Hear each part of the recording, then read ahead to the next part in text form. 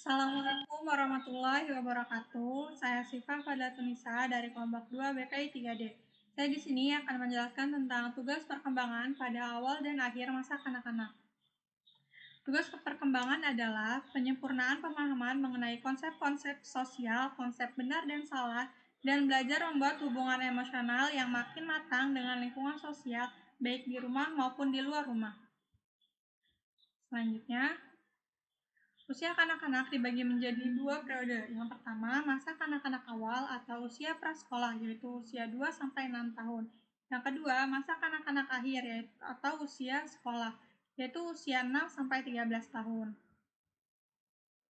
Nah, mari kita bahas tentang masa kanak-kanak awal.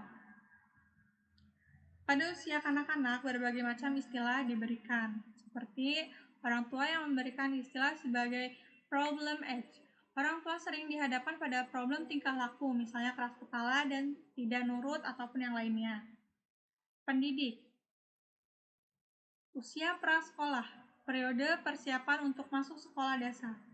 Sedangkan psikolog memberikan istilah sebagai periode eksplorasi atau perkembangan yang utama pada periode ini adalah menguasai dan mengontrol lingkungannya.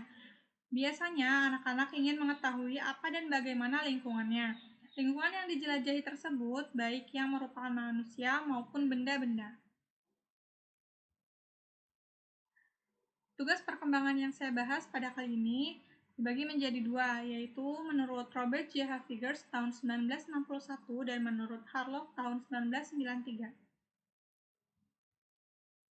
Menurut Robert J. Havigers tahun 1961, yang pertama, toilet training. Tugas yang harus dipelajari anak yaitu buang air kecil dan buang air besar, yang bisa diterima secara sosial.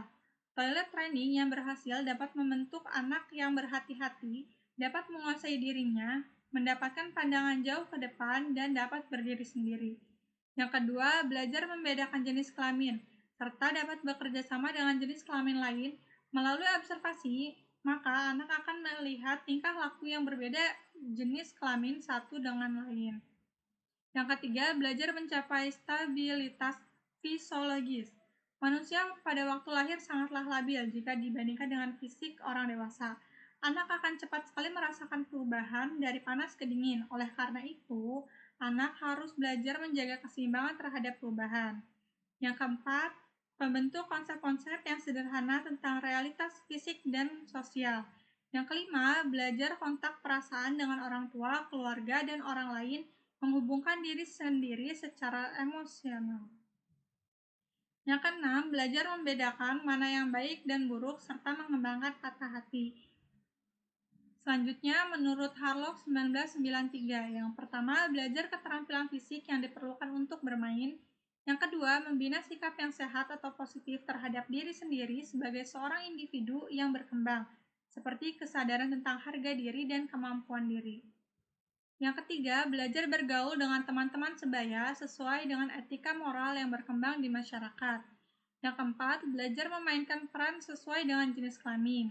Yang kelima, mengembangkan dasar-dasar keterampilan membaca, menulis, dan menghitung. Yang keenam, mengembangkan konsep-konsep yang perlu dalam kehidupan sehari-hari. Yang ketujuh, mengembangkan sikap objektif baik positif dan negatif terhadap kelompok dan masyarakat. Yang delapan, belajar mencapai kemerdekaan atau kebebasan pribadi sehingga menjadi diri sendiri, mandiri, dan bertanggung jawab. Selanjutnya adalah masa kanak-kanak akhir. Menurut Erikson, masa kanak-kanak akhir disebut juga dengan masa timbulnya sense of accomplishment, di mana anak-anak pada masa ini merasa siap untuk menerima tuntutan yang dapat timbul dari orang lain dan melaksanakan atau menyelesaikan tuntutan itu. Kondisi inilah kiranya yang menjadikan anak-anak masa ini memasuki masa keserasian untuk bersekolah. Sedangkan menurut Konstam, masa kanak-kanak akhir disebut dengan masa intelektual, di mana anak-anak telah siap untuk mendapatkan pendidikan di sekolah dan perkembangannya berpusat pada aspek intelek. Tugas perkembangan pada masa anak-anak akhir menurut Robert J. Havigers. Yang pertama, mempelajari keterampilan fisik yang diperlukan untuk permainan-permainan yang umum. Yang kedua, membangun sikap yang sehat mengenai diri sendiri sebagai makhluk yang sedang tumbuh. Yang ketiga, belajar menyesuaikan diri dengan teman-teman seusianya.